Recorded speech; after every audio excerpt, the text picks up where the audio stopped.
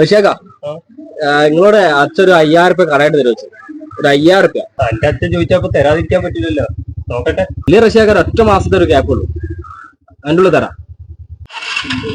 അതുപോലെ പറഞ്ഞല്ലേ എത്തിച്ചതാണ്. നോക്ക റഷ്യാക്ക.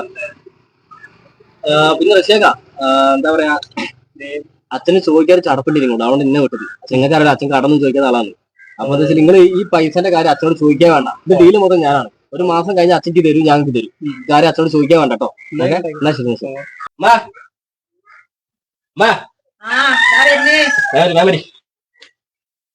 നമ്മൾ കണ്ണടക്കി കണ്ണടക്കി അമ്മേ, കഴിയിട്ടേ അമ്മേ. ഇനി മെല്ലെ കണ്ണു നോക്കി. ഇതിന്റെ ആദ്യത്തെ കൂലി പണിയെടുത്തേ മോനെ